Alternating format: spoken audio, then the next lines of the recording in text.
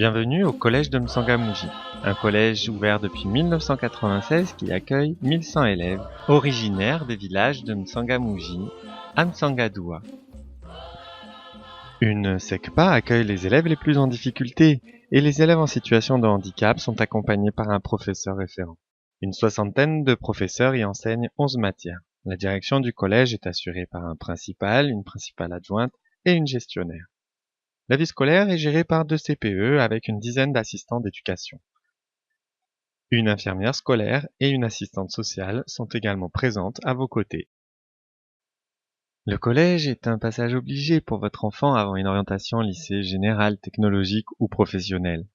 Cette orientation en fin de classe de 3e dépendra de son dossier scolaire. Résultats, comportement, assiduité. Tout cela se prépare dès l'entrée en 6e.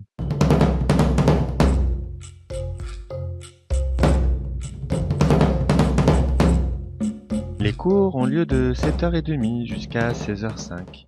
L'emploi du temps de la classe est distribué à votre enfant pour être collé derrière son carnet de correspondance. Cela vous permet de savoir à quelle heure commence votre enfant le matin et à quelle heure il termine les cours. Et surtout, quelles affaires il doit mettre dans son sac de cours. Avec votre enfant, chaque soir, pensez à vérifier qu'il met dans son sac toutes les affaires de cours utiles pour le lendemain, ainsi que son carnet de correspondance. Votre enfant vous dira peut-être en rentrant à la maison qu'il n'a pas de devoirs ou qu'ils sont déjà faits. Pourtant, il est très important que votre enfant reprenne ses leçons du jour pour les apprendre au fur et à mesure. Un enfant qui n'a jamais de devoirs ou qui ne passe pas de temps à réviser ses leçons est un enfant qui ne met pas toutes les chances de son côté pour réussir. Alors obligez votre enfant chaque soir à travailler au moins 1 heure pour que ses exercices soient faits et pour que ses leçons soient révisées.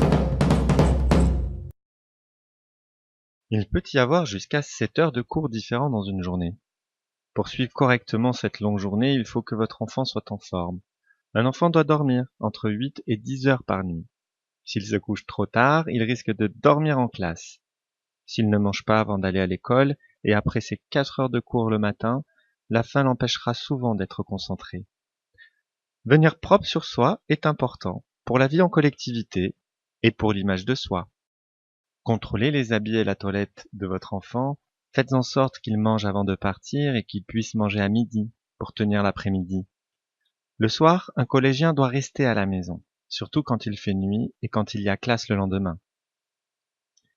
N'hésitez pas à inscrire votre enfant à la collation. Même si cela coûte un peu d'argent, pensez que votre enfant bénéficiera d'un repas équilibré qui lui permettra de mieux apprendre.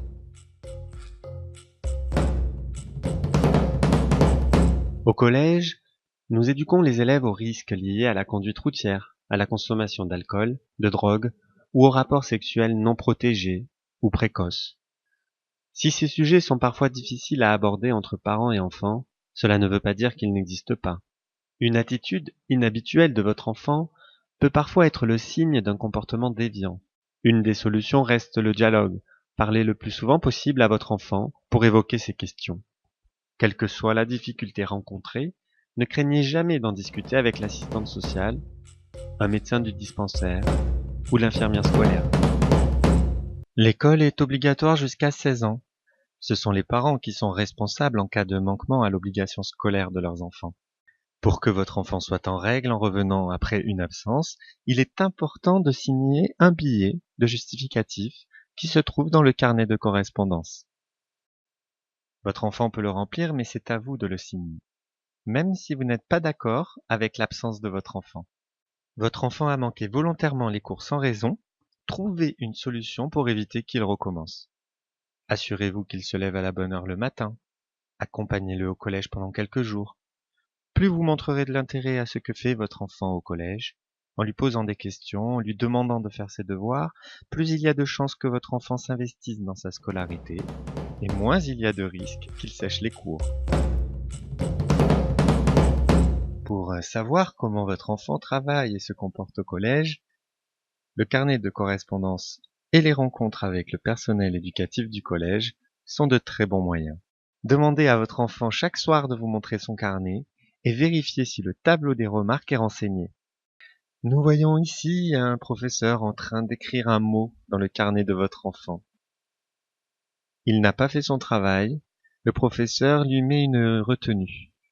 Il devra venir après ses cours, pendant 1 heure pour faire un travail supplémentaire. Demandez à votre enfant des explications. Et surtout, n'oubliez pas de signer le mot du professeur ici.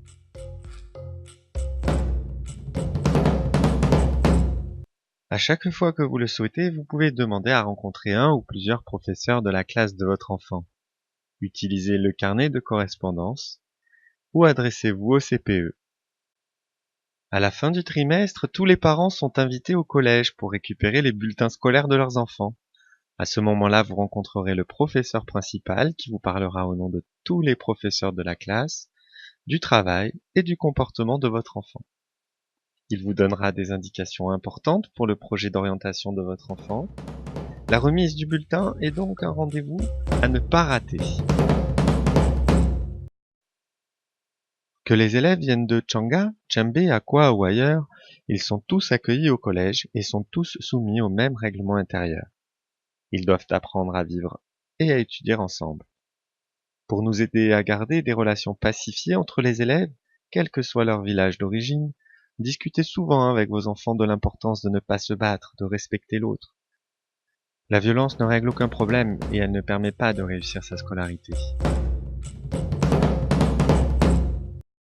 En cas de manquement aux règles du collège indiquées dans le règlement intérieur, votre enfant s'expose à des punitions. Les punitions sont indiquées dans le carnet de correspondance. En cas de faute grave, votre enfant s'expose à une sanction. Dans ce cas, vous êtes contacté par téléphone pour être informé des faits reprochés et la sanction sera notifiée dans le dossier scolaire de votre enfant.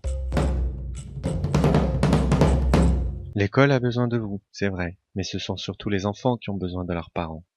Besoin d'être soignés, d'être suivis régulièrement et d'être écoutés pour qu'ils aient envie de réussir. Ils ont aussi besoin de limites, de règles, au collège comme à la maison. En cas de difficulté, ne baissez jamais les bras. Parlez-en à un adulte du collège, la direction, le CPE, la vie scolaire, les professeurs sont à votre disposition, mais aussi l'assistante sociale. Il est possible de la solliciter, notamment lorsque vous avez du mal à payer des fournitures scolaires, les chaussures de sport ou la collation. Le collège aura parfois besoin de vous contacter par téléphone. Si vous changez de numéro, prévenez le secrétariat. Bientôt, un site internet du collège sera à la disposition de tous les parents et vous pourrez accéder aux absences et aux notes de votre enfant.